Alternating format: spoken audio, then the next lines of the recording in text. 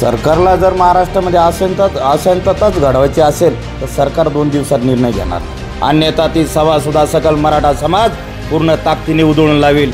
जसं गावबंदी केली होती त्या पद्धतीने परत आम्ही चालू करू। आता जर तुम्ही आम्हाला फसवण्याचे प्रयत्न जर कराल किंवा मराठा समाजाला आम्ही यावेळेस फसवू शकतो तरी सरकारने ही चूक करू नये, अन्यथा त्यांना पाय उतार केल्याशिवाय आम्ही प्रत्येक वेळेस तुम्ही समाजाला गाजर नाही देऊ शकत। माणूस एक वेळेस फसवू शकतो, 2 वेळेस फसवू शकतो, पण आतापर्यंत आमची जी फसवणूक झाली 70 वर्षामध्ये, पण येत्या काळामध्ये जर तुम्ही फसवायचे प्रयत्न कराल, तुम्ही रस्त्यावर या, तुम्ही मारामाऱ्या करा, तुम्ही दगडफेक करा, हे कोण परावर्त करतंय?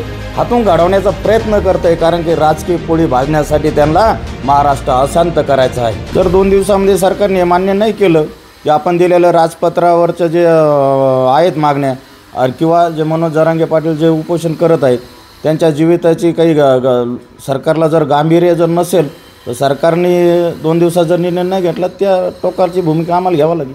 तुम्ही सुद्धा एक आव्हान केलं होतं, सरकारला इशारा दिला होता, काय सांगाल त्याबद्दल? सरकारला एकच सांगू इच्छितो तुमच्या चॅनलच्या माध्यमातून की आता एक पिढी म्हणजे आता ही जी पिढी आहे, आपण म्हणतो पहिली पिढी असं केलं की काही जरी बोललं तरी मनात घेऊन तेच चिन्ह दाबायची, पण आता ही नवीन पिढी आहे, हे इंटरनेटचं युग आहे, हे सगळं सुशिक्षित समाज आहे। आता जर तुम्ही आम्हाला फसवण्याचे प्रयत्न जर कराल तर येत्या काळामध्ये आम्ही आज तो ठराव पारित केला आहे। येणाऱ्या विधिमंडळामध्ये सर्वपक्षीय आमदारावर आमचं लक्ष राहणार आहे।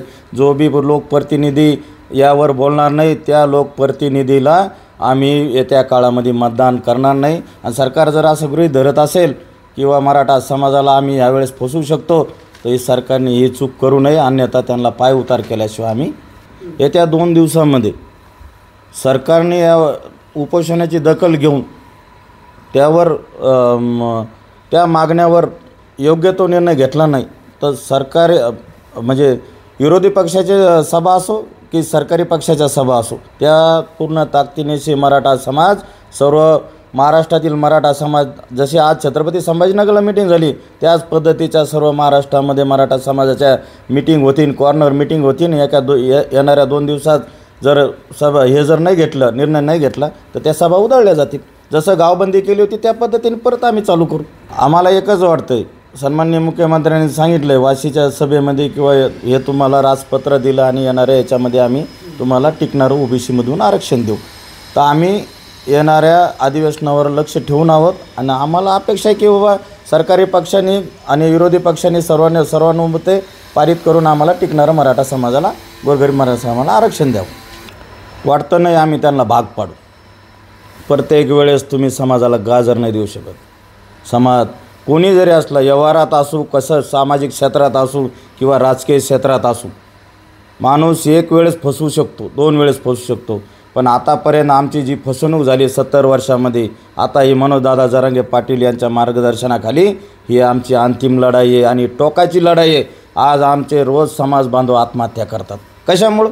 सरकारच्या भूलथापामुळं। आज रोज तुम्ही पेपरला या तुमच्या चॅनलच्या माध्यमातून ऐकायला भेटतं इथं आत्महत्या झाली, तिथं कशामुळं करताय? तरुण हा नैराश्यात चालला आहे। तुम्ही जेवढी चालढकल कराल तेवढे आमचे तरुण नैराश्यात चालले, कारण की सरकारवरचा विश्वास उडत चालला आहे, या राज्यकर्त्यावरचा विश्वास उडत चालला आहे। आणि जर आता बी जर सरकारच्या मळात काळं जर असेल तर आम्ही मुंबईमध्ये आलो होतो, शांततेत आलो होत, म्हणून जरांगे पाटलांनी सांगितलं त्या पद्धतीने शांततेत वापस बी आलो होत।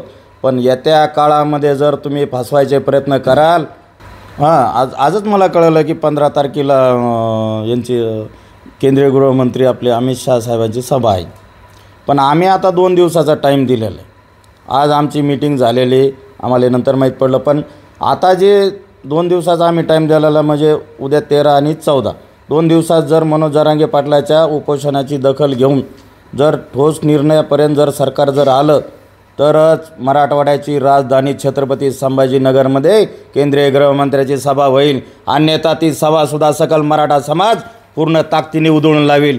ही तुमच्या चॅनलच्या माध्यमातून मी सरकारला इशारा देतो। होऊ शकते, कारण की निर्णय नाही घेतला। आम्ही तेच सांगतो आहे, आम्ही प्रत्येक वेळेस मनोज जरांगे पाटीलसुद्धा तेच सांगतात, समाज निर्णय घेईल त्याच्या पाठीमागं आम्ही आहोत। सरकारला जर महाराष्ट्रामध्ये अशांतताच घडवायची असेल तर सरकार 2 दिवसात निर्णय घेणार नाही। कारण की या घटना घडण्याला सुद्धा सरकारच जबाबदार राहणार आहे. कारण की आम्हाला सरकार प्रवृत्त करतं आहे, तुम्ही नक्षलवादाकडे वळा, तुम्ही हिंसाचार घडवा, तुम्ही रस्त्यावर या, तुम्ही मारामाऱ्या करा, तुम्ही दगडफेक करा. हे कोण प्रवृत्त करतं आहे? सरकार आम्हाला घडवतं आहे. सरकार आमच्या हातून घडवण्याचा प्रयत्न करतं आहे. कारण की राजकीय पोळी भाजण्यासाठी त्यांना महाराष्ट्र अशांत करायचा आहे. हा आमचा थेट सरकारवरती आरोप आहे. पण मनोज जरांगे पाटील हे शांततेचं आव्हान करतात, करायचं असेल तर सगळं काही शांततेने करा, कायदा हातात घेऊ नका असं सांगतात. हो ना. आता लाखो करोडोच्या संख्येने सभा झाल्या, लाखोंच्या संख्येने मुंबईच्या दिशेने आम्ही मनोज जरांगे पाटलाच्या आदेशाने गेलो, शांततेत गेलो. कोणाच्या काड्या म्हणजे एक काडीलाही धक्का न लागता मुंबईसारख्या शहरामधून लाखो मराठा समाज शांततेत गेला आणि शांततेत वापस आला. एवढ्या वाशीच्या सभेमध्ये लाखोचा समाज तिथं होता. पण मनोज जरांगे पाटलांनी सांगितलं मुख्यमंत्र्यावर भरोसा ठेवून की आता आपल्याला हे राजपत्र मिळालं आहे आणि थोड्या दिवसामध्ये विशेष अधिवेशन बोलून मुख्यमंत्री आपल्याला हे कायदा करून आपल्याला आरक्षण टिकणारं आरक्षण देणार आहेत. त्यामुळं शांततेत आम्ही वापस आलो.